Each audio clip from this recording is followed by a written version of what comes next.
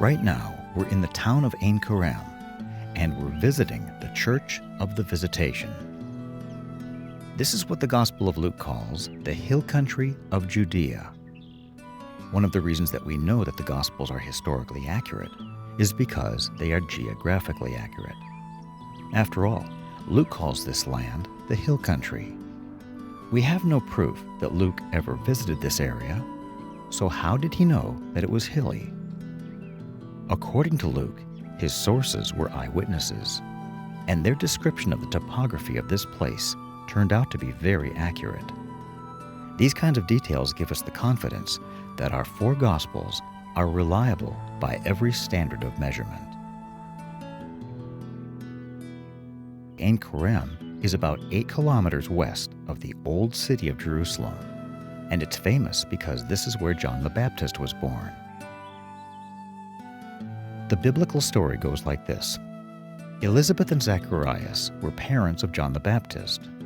According to the Gospel of Luke, Zacharias was a priest in the Jewish temple, and the angel Gabriel met him at the altar of incense in the temple sanctuary. Gabriel told him that he would be the father of John the Baptist. But because Zacharias didn't immediately believe the angel, he was struck dumb and could not speak until the time that John was born. Both Zacharias and Elizabeth were old and beyond their childbearing years. But just like it was when Anne and Joachim gave birth to Mary, so now God has allowed this aged couple to become parents themselves.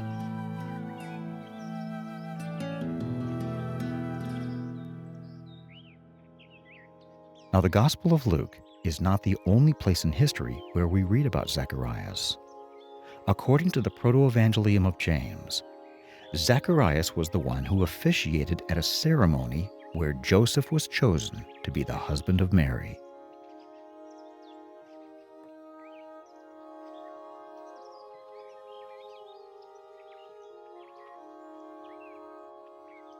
Now the angel Gabriel went to Mary in Nazareth and told her that she was going to be the mother of Jesus, who was the Christ.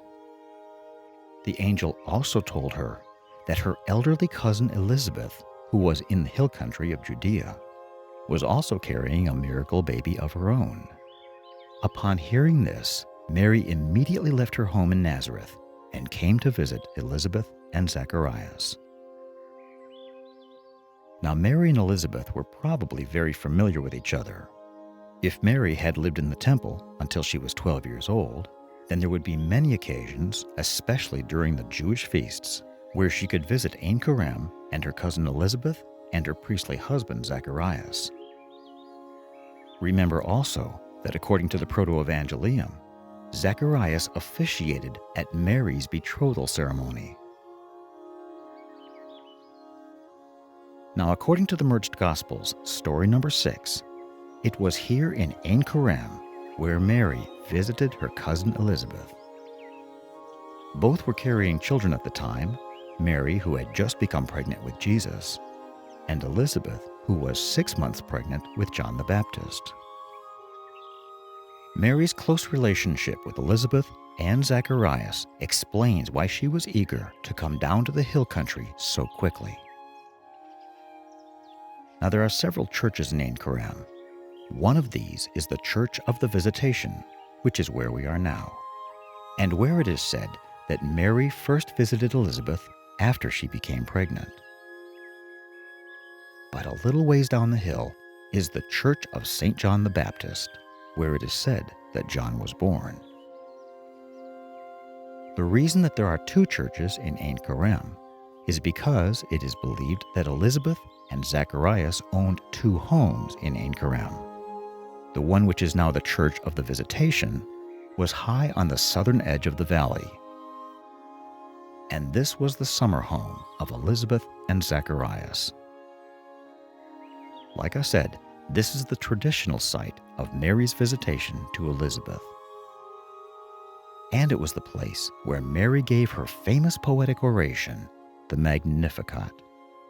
You can read the Magnificat in story number 6 of the Merged Gospels. Most people believe that this summer home is where Elizabeth hid herself in seclusion during the first 5 months of her pregnancy. And if you walk around the courtyard of this church, you will see the Magnificat of Mary inscribed on 47 mosaics, all of them in different languages.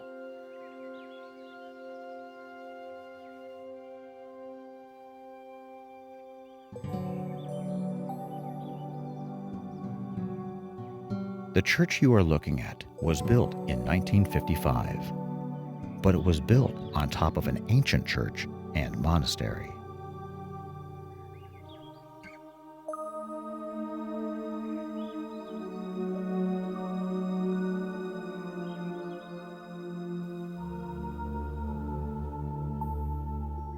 In a recent trip to this church, we entered the crypt and we discovered a curious hole in a stone wall that had a grill over it. Upon removing the grill, we peered into this dark crevice only to discover that it was a tomb with the remains of some of the monks who had previously lived in the monastery. As with many monasteries in the world, the monks who lived here in the days of the early church would not bury their dead, but they would display the bones of their deceased residents in order to demonstrate the transience of this earthly life.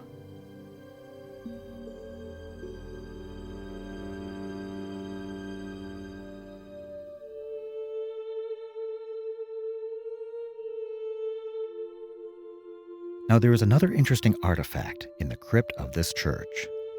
There is an ancient tunnel, and at the end of this tunnel, there is a well dating back to the 1st century. Now this well indicates that someone must have lived nearby, lending support to the tradition that Elizabeth and Zacharias did in fact have a home near this location.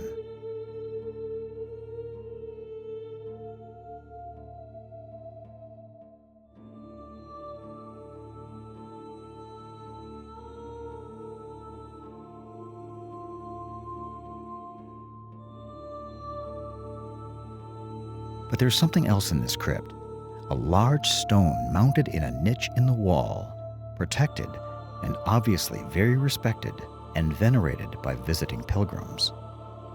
To understand what this stone is and why it is so respected, we have to go back once again to the Proto-Evangelium of James, which was written about 100 years after Jesus lived on this earth. I'm not going to tell you right now what this mysterious stone is, because this is not the time. The relevance of this stone comes up in the next tour, the Nativity of Jesus.